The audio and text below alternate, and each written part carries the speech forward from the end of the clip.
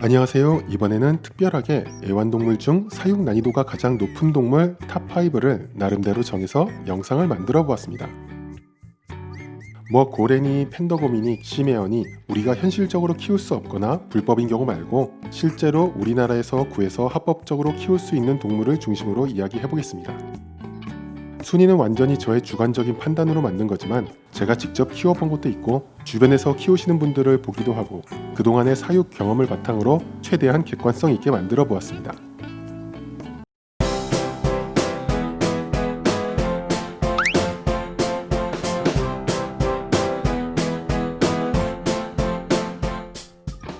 먼저 5위로는 카멜레온입니다. 저도 많은 파충류들을 키워보았지만 그 중에서도 가장 까다로운 편에 속하죠. 난이도가 높은 이유는 온도와 습도에 민감한데 적응하는 범위가 좁고 예민해서 뭔가 안 맞으면 병에 잘 걸리고 먹이를 안 먹어서 사육자들을 힘들게 합니다. 매니아분들이 많이 키우시는 베일드 카멜레온은 그나마 온도 습도에 대해 좀 적응을 잘하는 편이지만 펜서나 잭슨 카멜레온 같은 고급 종류는 24도 내외의 저온에서 고습을 요구하기 때문에 겨울에도 한여름에도 조건을 맞추기가 쉽지 않습니다. 게다가 환기가 중요해서 일반 파충류처럼 사방이 막힌 케이지에서 키우기 어렵죠. 겨울철에 오픈된 상태에서 온도와 습도를 맞추는 게 굉장히 어렵습니다. 살아 움직이는 먹이만 먹는데 환경이 맞지 않거나 스트레스를 받으면 먹이를 거부하는 거식에 들어가는 까다로운 파충류죠. 요즘은 사육장을 크게 만들고 그 안에 작은 관엽식물이나 나무를 키워서 거기에 카멜레온을 키우는 방식으로 습도와 환기 문제를 해결해서 키우시는 분들이 많은데 좋은 방법이죠. 그렇지만 역시 쉬운 일은 아닙니다. 그나마 환경을 잘 맞춰주면 번식은 잘 되는 편이고 고가에 분양할 수 있어서 한번 도전해볼 만한 것 같습니다. 4위는 해수어 중에서 가장 난이도가 높다는 나비고기입니다. 나비고기도 종류에 따라 난이도가 천차만별인데 지금 사진으로 보시는 녀석들은 사료 적응도 되고 그나마 좀 도전해볼 만한 종류입니다. 그 다음에 나오는 종류들은 특정 종류의 산호만 먹이로 삼아서 사료 적응이 거의 불가능한 종류들입니다. 세계적으로도 몇 분의 고수분들만 사료 적응에 성공한다고 할 정도로 극악의 난이도를 자랑하고 있습니다. 개인적으로 해수어는 6개월 이상 키워야 사육에 성공했다고 하는 기준을 가지고 있는데 저는 3번 도전해서 모두 실패로 끝나서 앞으로 수조에 절대로 넣지 않겠다고 다짐한 종류들이죠. 멀쩡히 밥 잘 먹다가 이유 없이 돌연사도 많아서 저는 사무실에 키우는 기간 동안 출근하자마자 죽었나 살았나 확인부터 했던 기억이 납니다. 이상 증세가 오면 보통 하루 이틀 안에 사망하기 때문에 치료도 쉽지 않습니다.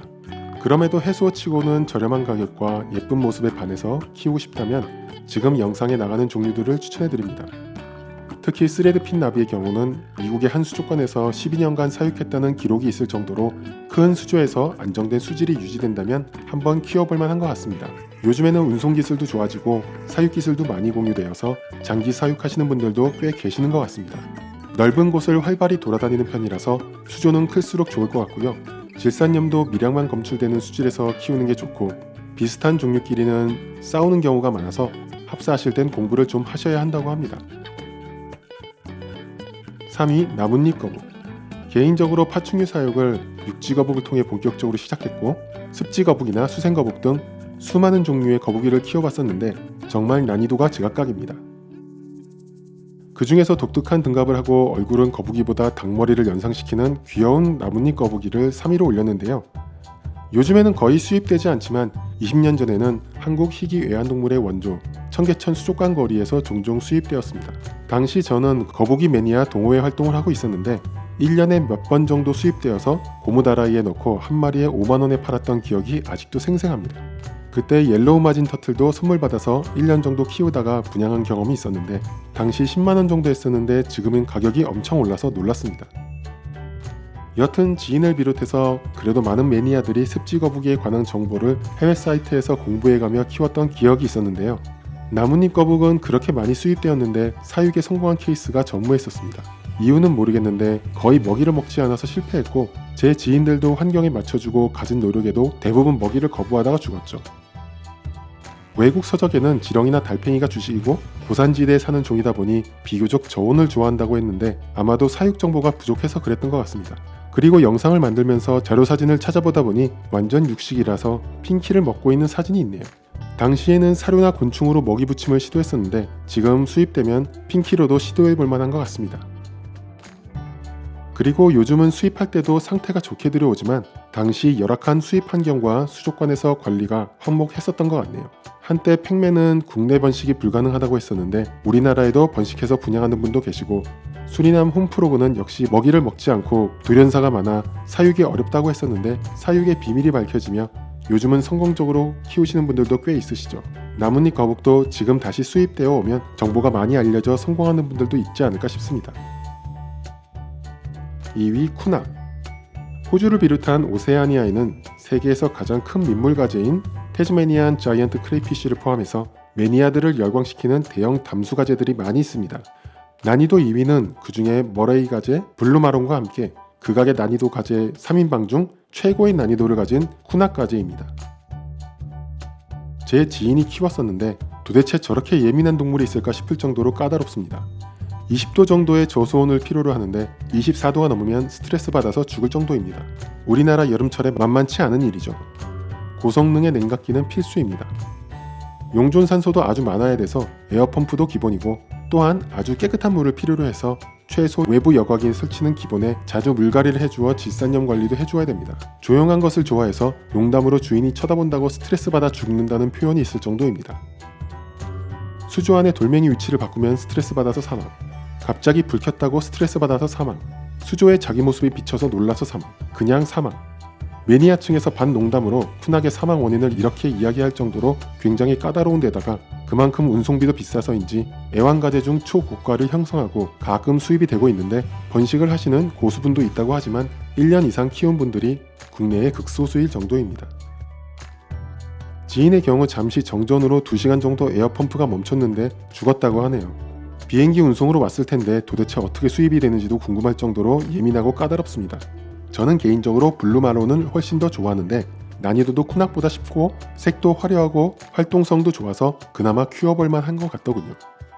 지인의 쿠낙 어항을 봤을 때 거의 숨어있는 시간이 많아서 사육자 외에는 별로 보는 재미도 좀 없을 것 같은데 여튼 쿠낙까지는 아니더라도 머레이나 마론은 한번 키워보고 싶네요. 1위 아크로포라. 극악의 난이도를 자랑하는 애완동물 1위는 예상하신 분들도 계시겠지만 해수어항의 꽃이라 불리는 산호 중 가장 고난이도를 자랑하는 아크로포라입니다. 산호도 종류가 다양하고 연산호, LPS, SPS 순으로 난이도가 높은데 아크로포라는 SPS 중 가장 최고의 난이도를 가지고 있습니다. 저는 연산호, LPS는 성공적으로 키웠었는데 아크로포라는 공부하다가 포기했습니다. 사실 쿠낙하고 예민하기로 쌍벽인 것 같은데 1위를 아크로포라로 한 이유는 기본 사육 비용이 훨씬 많이 들어가기 때문에 1위로 선정하였는데요. 일단 수조에 아크로포라가 있으면 어항 세팅 비용에 최소한 중고차 한 대는 들어갔다고 보시면 됩니다. 아크로포라는 보통 석자 이상 미터급 어항에서 많이 키우시니 그 정도 어항이면은 단위의 비용이 들어가 있는 경우가 많죠. 수리만 조금 바뀌거나 빛이 조금만 바뀌어도 죽기도 하고 보통 어항에서 신경도 안 쓰는 미미한 미량원소 때문에 발색이 바뀌거나 스트레스를 받기도 합니다. 그래서 좋은 조명을 쓰고 고급 수리 모터를 써도 적당한 위치에 놔두지 않으면 바로 색이 빠지고 조직이 죽으며 벗겨져 결국 우리가 수족관 같은 데서 쉽게 구매할 수 있는 장식용 뼈산호가 되어버리죠. 그러나 수질과 미량원소들을 잘 맞추시는 고수분들도 많아 어항 내에서 성장하여 프렉으로 만들어서 분양하시는 분도 계시고 쿠낙에 비해 매니아층도 많고 정보가 풍부한 편인 것 같습니다. 예전보다 가성비 좋은 장비들도 많이 나오고 사육 기술도 좋아졌지만 여전히 저에겐 넘사벽인 산호죠. 지금까지 극악의 사육 난이도를 자랑하는 애완동물들을 살펴보았는데요. 갯민숭 달팽이처럼 먹이를 아예 줄 수 없는 해양동물도 많고 먹이 붙임이 거의 불가능한 해수어들도 꽤 많이 있죠. 세부적으로 들어가면 훨씬 더 내용이 많아지겠지만 그나마 대중적으로 키우고 있는 것들 중 제 주관적인 생각으로 만든 영상이라 그냥 재미로 봐주시면 감사하겠습니다. 다음에는 동물 분야별로도 한번 만들어 보도록 하겠습니다. 재미있게 보셨으면 구독과 좋아요 부탁드리고요. 궁금하신 점은 댓글에 남겨주시면 아는 범위 안에서 답변 드리겠습니다. 감사합니다.